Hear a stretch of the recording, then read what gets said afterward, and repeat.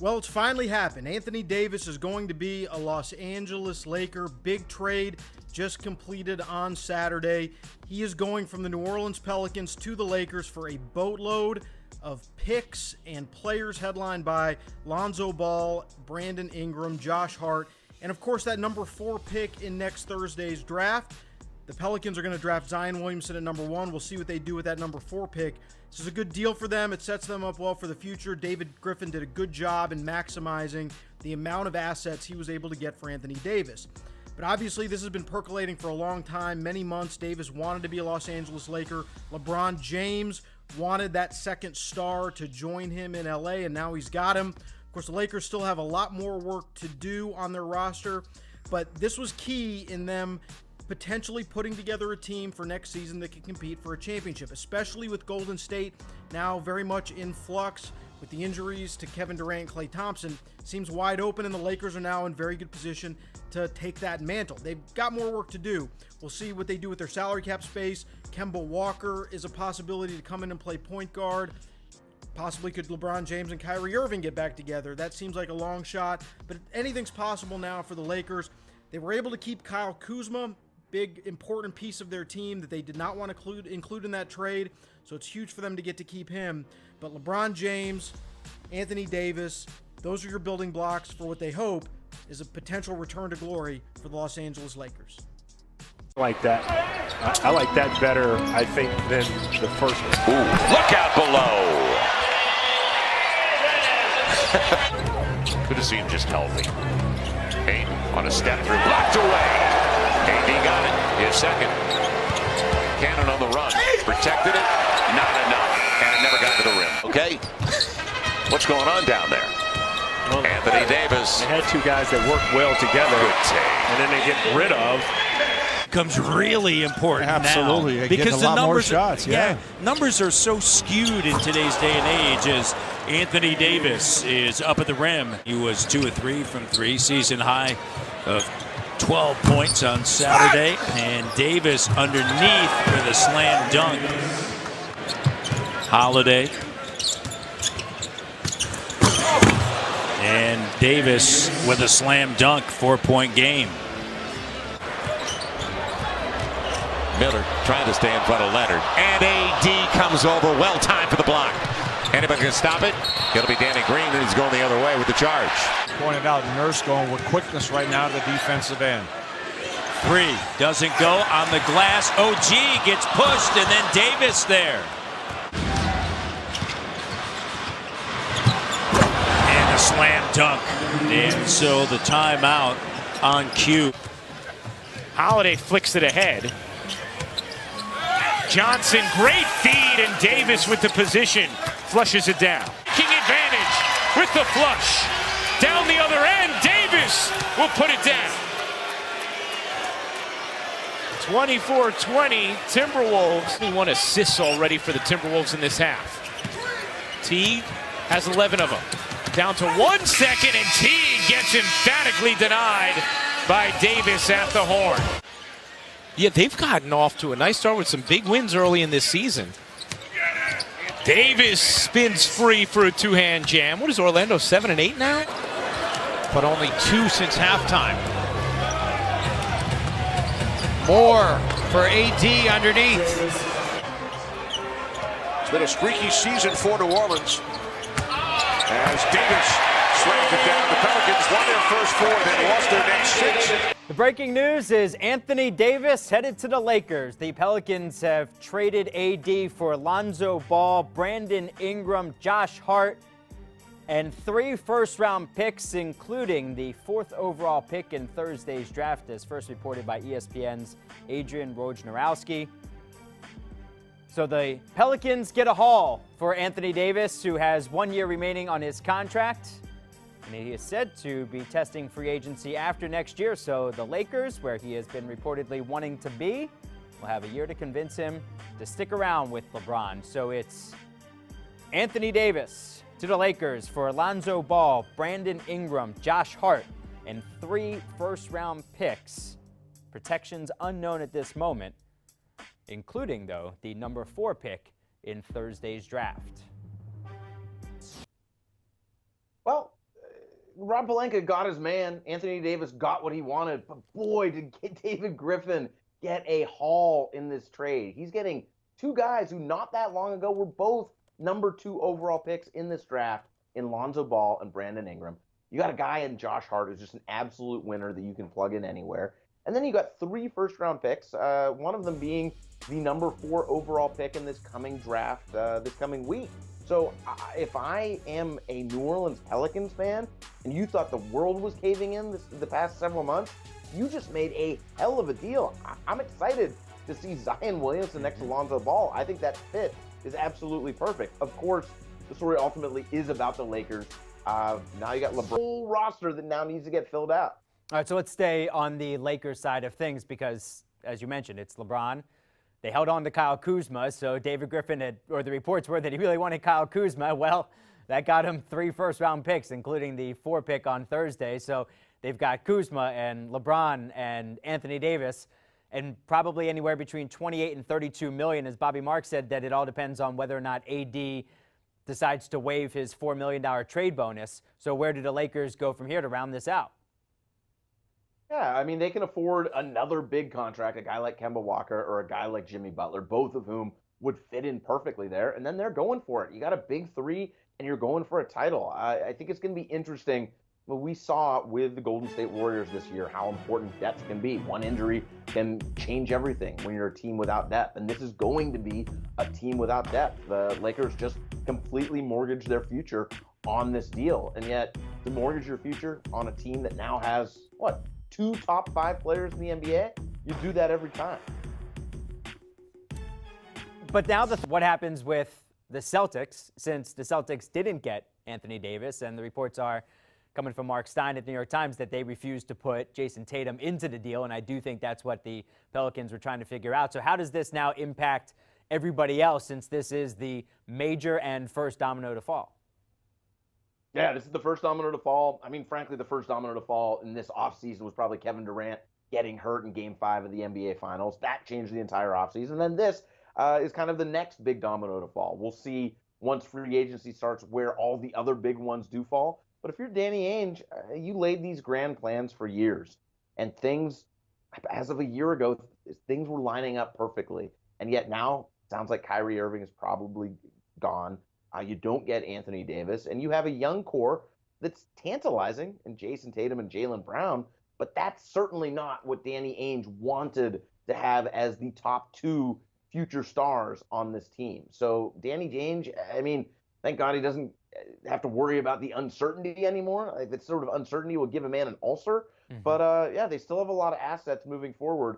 But right now you got Jason Tatum, you got Jaylen Brown, and you still have a decent future, but it's nowhere near what you'd hope for. Right, and now you've got David Griffin with the Pels holding on. Now he's got the assets like Danny Ainge has had for so long, with so many guys on their rookie contracts and so many picks to play with. Yeah, it's going to be interesting to see what David Griffin does with these, because you could see him trade for another established but still young veteran with these bevy of picks. I don't know how in love with he is with Lonzo Ball, Brandon Ingram, Josh Hart. Personally, I think Lonzo Ball could be a stud in this system. I think he could pair up with with Zion Williamson absolutely perfectly. And frankly, if he's healthy, Lonzo Ball in flashes has shown all-star potential. He's just only shown it in flashes. So if I think the Pelicans, you hate to say a team won the trade when obviously the other team's the one that gets the superstar. But I think the Pelicans got an absolutely incredible haul here. If you're buying futures in the NBA, buy low on the Pelicans. Yeah, I agree. And I know that Alvin Gentry really likes Lonzo Ball, a grab-and-go guy who can push the pace. So how does this impact the draft on Thursday? Well, I mean, now the number 4 pick goes to the Pelicans, and RJ Barrett isn't going to go down to number 4, which is too bad. I think Zion would love to be paired with his future or with his college roommate and best friend. But look, at number 4, the Pelicans can take a guy like Darius Garland, a high-scoring point guard who I think would look really nice next to Lonzo Ball in the backcourt, or they can go with someone like DeAndre Hunter, a dude who has absolutely elite defensive potential on the wing. Pair him with Drew Holiday and Lonzo Ball, an excellent defender, and Zion Williamson. is a top 10 defense in the NBA immediately and only gets better as these players mature. Right, and Drew Holiday is an outstanding defender, one of the best defensive guards. One of the best. One of the best defensive guards in the league. Scenario where the Pelicans then flip this 4 pick? Sure, absolutely. I mean, what they have now is the type of assets that general managers crave. These are like the assets that the Celtics had a few years ago, that level of asset. You can take some of these young players, package that 4 pick, and like I said, get an established but still young veteran player, maybe say like a Bradley Beal, could look really good in that system, and then the Wizards get to go into full rebuild mode. 6-time All-Star, 3-time All-NBA, 3-time All-Defensive Team as well, Anthony Davis. With a year left on his contract, going to the Lakers, one of his reportedly destinations where he wanted to be, one of his preferred destinations. And the Pelicans in return get Lonzo Ball, Brandon Ingram, Josh Hart, and 3 first-round picks. Protections unknown, but they will get the number 4 pick on Thursday night. For the Lakers' perspective on the Anthony Davis trade, joined now by Laker Nation Trevor Lane. So, Trevor, where do the Lakers now go from here in order to round out this roster? Well, that's the question. Now they're going to have to go ahead and fill out a roster around Anthony Davis and LeBron James, and they will have just enough cap space to still go after some of these max-level stars. They'll be a little bit short, but there's some moves that they can make with guys like Mo Wagner and Isaac Bonga, some pieces they can move around to make it work. I just saw Mark Stein was reporting that they're going to target Kemba Walker, that he's going to be at the top of their list of guys they're going to go after, which make a lot of sense to put around a LeBron James and Anthony Davis piece. So there's going to be a lot of moves to make. They gave up a lot in order to get AD, but if you can fill in a competent roster around him, especially given what just happened in Golden State, you got to like this Lakers roster with 2 probably top 7 players in the NBA on it. Is it possible to say moments after the deal that the Lakers gave up too much? Yeah, I mean, you certainly could, but the way I look at it is for trades in the NBA, if both fan bases are a little bit uneasy about it, it's probably a good trade. And so, look, Pelicans fans aren't going to be super thrilled to see a superstar leave, and Lakers fans aren't going to be happy giving up both Lonzo and Ingram and Hart and those 3 first. It's probably a pretty good middle ground. Overall, yeah, the Lakers gave up quite a bit, especially if the Celtics weren't even offering Jason Tatum, which is being reported. But in the end, they really had to get this deal done. This was something that needed to happen for them moving forward, especially for them to be a threat in just a few weeks here. So I understand why they gave up as much as they did, but I could certainly see making the argument that they gave up probably a little too much here. All right, so is there a scenario, because of course it's a preferred destination for him to be with the Lakers, is there a scenario where Anthony Davis is just with the Lakers for a single season? Well, sure. I mean, in 2020, we saw the article from Sports Illustrated the other day in which Rich Paul, his agent, asserted that he will be a free agent in 2020. He's not signing an extension because that's what's going to get him the most money. But that said, he has pushed hard to get to the Lakers. It would be surprising to see him leave. But you know what? I mean, Lakers fans remember the whole Dwight Howard situation where people thought that he was going to stick around and then he was only there a year. So it's always a possibility. But I would imagine, given how much the Lakers gave up, they probably got some pretty strong assurances that Davis will indeed stay. How do they an AD? I think they're a great combination together on the floor. You look at what LeBron does and how he sucks in a defense and how he uses cutters and bigs in particular. You look at JaVale McGee and his success this last season. A lot of it was due to playing alongside LeBron James and getting so many easy baskets thanks to him. A guy like Anthony Davis is going to be that times 10. I mean, his ability to finish at the rim is going to be utilized. And then you look at a guy that can do some of the heavy lifting as well while LeBron is off the floor. It's a perfect combination in my mind. It's something that'll work very, very well and should be a lot of fun to watch.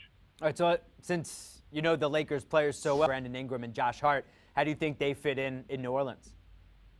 I think they're great. You know, when I look at those guys, that's the one disappointment here is that we don't, as Lakers fans, we don't get to see Lonzo and Ingram and what they can do this season. Josh Hart is a lot better than what people think he was last season. You know, he was dealing with a knee injury that basically made him play on one leg for half the season.